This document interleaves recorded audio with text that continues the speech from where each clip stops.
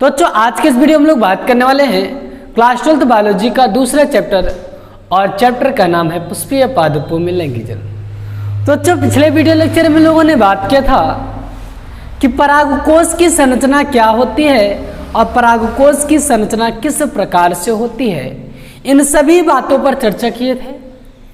तो आइए बच्चों आज के इस वीडियो में हम लोग बात करने वाले हैं कि परागकोश का विकास किस प्रकार से होता है, डेवलपमेंट ऑफ एंथर के बारे में बात करने चल रहे हैं। तो आइए बच्चों वीडियो को स्टार्ट करते हैं। हम लोग देखते हैं कि परागकोश का विकास किस प्रकार से होता है। तो बच्चों वीडियो के लास्ट तक जुड़े रहिएगा, बिल्कुल वीडियो को स्किप नहीं करना है, पॉइंट टू पॉइंट को देखना है। आइए देखते हैं हम लोग परागकोश का विकास किस प्रकार से होता है।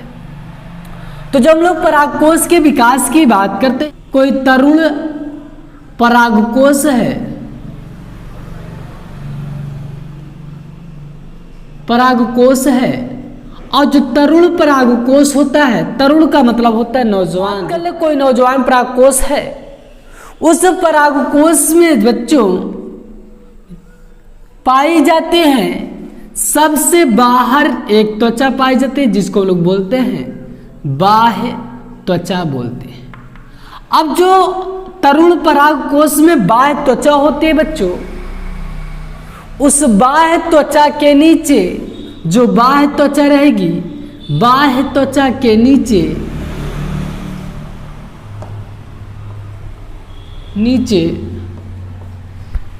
विभाज्योतकी जो ऊतक होता है, विभाज्योतकी ऊतक की कोशिका रहेगी और उस कोशिका का पाया जाएगा समूह। क्या रहेगा बच्चों?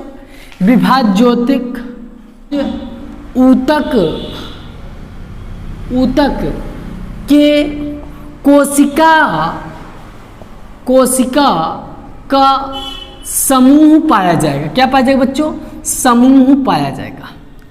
और जो समूह रहेगा, इस समूह को हम लोग बोलेंगे, जो समूह रहेगा बच्चों उसको हम लोग बोलेंगे प्रपरसु कोशिका कहेंगे। क्या बोलेंगे बच्चों? प्रपरसु कोशिका कहेंगे। हमने क्या बोला कि जो तरुण परागकोश होता है, उस तरुण परागकोश में पाया जाता है बाह्य त्वचा पाई जाती है। अब उस बाह्य त्वचा के नीचे, ठीक नीचे क्या पाया जाता है? विभाज्योतक ऊतक पाया जाता है। विभाज्योतक ऊतक होता है ऐसा ऊतक जिसमें जीवन प्रयत्न या बात करें हमेशा विभाजन होता रहे, उस प्रकार के जो ऊतक होते हैं, उन्हीं ऊतकों को हम लोग क्या बोलते हैं बच्चों? उन्हीं ऊतकों को हम लोग क्या बोलते हैं बच्चों? विभाज्योतक ऊतक कहते हैं। अब वो जो ऊतक रहेगा, उस ऊतक की कोशिका जो रहेगी, उस कोशिका का पाया जाएगा क्या? समूह पाया जाता है। और जो समूह पाया जाता है, उस समूह को हम लोग क्या कहते हैं? प्रपरसु कोशिका कहते हैं। अब बात कर ले जो प्रपरसु कोशिका रहेगी, इस प्रपरसु कोशिका बात कर ले, ये प्रपरसु कोशिका हो गई। और इस कोशिका में कर दिया जाएगा, इस कोशिका में किया जाएगा परिणत विभाजन। कैसा विभाजन किया जाएगा? इसमें किया जाएगा परिणत विभाजन।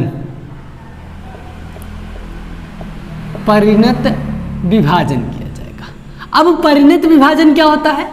जब कोई कोशिका रहे, उसको कुछ इस प्रकार से काट दिया जाएगा, तो इस प्रकार की जो कोशिका रहेगी, इसमें बोला जाएगा कि इसमें कौन सा विभाजन किया जा रहा है? परिणत विभाजन किया जा रहा है। अब जब परिणत विभाजन होता है, इस परिणत विभाजन से एक कोशिका बाहर की तरफ बनती है, तो जो बाहर की तरफ कोशिका रहती है, एक कोशिका किधर रहेगी? बाहर रहेगी। और जो बाहर की ओर कोशिका पाई जाएगी, कोशिका पाई जाएगी, उसको हम लोग बोलेंगे, उस कोशिका को हम लोग बोलते हैं प्राथमिक भित्ति कोशिका कहेंगे। क्या बोलेंगे? प्राथमिक भित्तीय कोशिका कहेंगे। और जो बाह्य त्वचा के नीचे जो अंदर की तरफ रहती है, उस अंदर की तरफ जो अंदर की ओर कोशिका पाई जाती है, कोशिका पाई जाती है, उस कोशिका से निर्माण होता है प्राथमिक पुंबीजाणु। पुंबीजाणु कोशिका का विकास होता है। किसका विकास होता है? प्राथमिक पुंबीजाणु कोशिका का विकास होता है। हमने क्या बोला? जो प्रपर्शु कोशिका है इसमें परिणत विभाजन किया गया। परिणत विभाजन कुछ इस प्रकार से किया गया, एक बाहर की तरफ पाई गई कोशिका और जो बाहर की तरफ कोशिका पाई जाती है इससे बनता है प्राथमिक भित्तीय कोशिका, और जो अंदर की तरफ रहती है इस अंदर की तरफ वाली कोशिका से बनता है क्या? प्राथमिक पुंबीजाणु कोशिका का निर्माण होता है।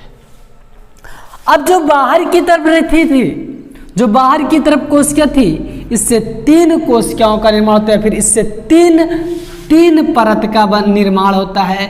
3 परत का निर्माण होता है। सबसे पहला परत होता है जिसको हम लोग बोलते हैं अंतः अस्तर, और दूसरा होता है मध्य अस्तर, और तीसरा होता है टेपिटम। टेपिटम का निर्माण होता है। तो इस प्रकार से हम लोगों ने देखा जो बाह्य अस्तर था, इस बाह्य अस्तर से किसका निर्माण हो गया? जो बाह्य त्वचा थी। इस प्रकार से हम लोगों ने देख लिया जो बाहर की ओर कोशिका थी जिसको हम लोग बोलते थे प्राथमिक भित्तीय कोशिका, उस प्राथमिक भित्तीय कोशिका से क्या हुआ? 3 परत का निर्माण हुआ। सबसे पहला परत कौन सा था? सबसे पहला परत था अंतः अस्तर, दूसरा था मध्य अस्तर और तीसरा था टेपिटम। आइए अब हम लोग आगे बात करते हैं। अगला रहेगा जो प्राथमिक पुंबीजाणु कोशिका रहती है, इस प्राथमिक पुंबीजाणु कोशिका से निर्माण होता है लघु बीजाणु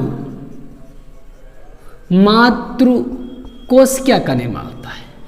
या फिर बात कर ले सूक्ष्म बीजाणु मातृ कोशिका का निर्माण होता है। तो इस प्रकार से हम लोगों ने देखा कि जो प्राथमिक पुंबीजाणु कोशिका थी, उस प्राथमिक पुंबीजाणु जो अंदर की तरफ थी उससे किसका निर्माण हो गया? सूक्ष्म बीजाणु कोशिका का, मातृ कोशिका का, या फिर बात करें लघु बीजाणु मातृ कोशिका का निर्माण हो गया। और इसके द्वारा जो सूक्ष्म बीजाणु मातृ कोशिका होता है इसमें होता है अर्धसूत्रीय विभाजन, और अर्धसूत्रीय विभाजन से बनता है पराग कण, या फिर बात कर लें इसको हम लोग बोलेंगे लघु बीजाणु का निर्माण होता है। तो इस प्रकार से हम लोगों ने देखा जो परागकोश होता है उसका विकास किस प्रकार से होता है। इसी तरह का एक बार फिर से हम लोग रिवीजन कर लेते हैं। सबसे पहले क्या किया गया? तरुण कोशिका थी, उस तरुण कोशिका की जो बाह्य कोशिका थी उस बाह्य अस्तर के ठीक नीचे क्या पाया जाता था? विभाज्य ऊतक पाया जाता था, और जो विभाज्य ऊतक था उस ऊतक की कोशिका का समूह था, और जो कोशिका का समूह था उससे किसका निर्माण हो गया? प्रपर्शु कोशिका का। और उस प्रपर्शु कोशिका में क्या किया गया बच्चों? परिणत विभाजन किया गया, जिससे एक बाहर की तरफ एक अंदर की तरफ कोशिका बनी। जो बाहर की तरफ कोशिका थी उसमें उसको हम लोग उससे क्या प्राप्त हुआ? उससे क्या बना? उससे बना प्राथमिक भित्तीय कोशिका बनी, और जो प्राथमिक भित्तीय कोशिका बनी इससे 3 स्तर का निर्माण हुआ, अंतः स्तर, मध्य स्तर और टेपिटम का निर्माण हुआ। और जो आंतरिक स्तर था इस आंतरिक स्तर को हम लोग क्या बोला गया? किसका निर्माण हुआ? प्राथमिक पुंबीजाणु कोशिका का निर्माण हुआ। और जो प्राथमिक पुंबीजाणु कोशिका थी इससे सूक्ष्म बीजाणु मातृ कोशिका का निर्माण हुआ। तो इस प्रकार से हम लोगों ने देखा परागकोश का विकास किस प्रकार से होता है। तो आइए हम लोग बात करने वाले हैं लघु बीजाणु जनन के बारे में कि लघु बीजाणु जनन क्या होता है। तो इतने का आप सभी लोग स्क्रीनशॉट लीजिए। हम लोग बात करने वाले हैं लघु बीजाणु जनन या सूक्ष्म बीजाणु जनन क्या होते हैं। आइए हम लोग बात करने वाले हैं लघु बीजाणु जनन के बारे में। जब लोग लघु बीजाणु जनन के बारे में बात करते हैं तो इसमें क्या होता है? इसमें के जो है पाई जाती है लघु बीजाणु मातृ कोशिका पाई जाती है। या फिर बात कर लें सूक्ष्म बीजाणु मातृ कोशिका पाई जाती है। क्या पाई जाएगी बच्चों? सूक्ष्म बीजाणु मातृ कोशिका पाई जाती है। या फिर बात कर लेते हैं बच्चों, पाई जाती है पराग मातृ कोशिका पाई जाती है। क्या पाई जाती है बच्चों? पराग मातृ कोशिका पाई जाती है। तो जो सूक्ष्म बीजाणु मातृ कोशिका, या फिर बात कर ले लघु बीजाणु मातृ कोशिका, या फिर बात कर ले पराग मातृ कोशिका पाई जाती है, ये सभी पाए जाते हैं 2n होते हैं। और जब 2n होते हैं मतलब द्विगुणित तो होते हैं, इसमें होता है अर्धसूत्रीय विभाजन। और जब अर्धसूत्रीय विभाजन होता है तो इस अर्धसूत्रीय विभाजन से यदि लघु बीजाणु मातृ कोशिका है तो इससे लघु बीजाणु का निर्माण होगा। किसका निर्माण होगा बच्चों? लघु बीजाणु का निर्माण होगा। यदि सूक्ष्म बीजाणु मातृ कोशिका होगी तो इससे सूक्ष्म बीजाणु का निर्माण होगा। किसका निर्माण होगा बच्चों? सूक्ष्म बीजाणु का निर्माण होगा। और यदि पराग मातृ कोशिका है तो इससे पराग कण का निर्माण होता है। तो इस प्रकार से हम लोगों ने देखा कि लघु बीजाणु जनन किसे कहते हैं।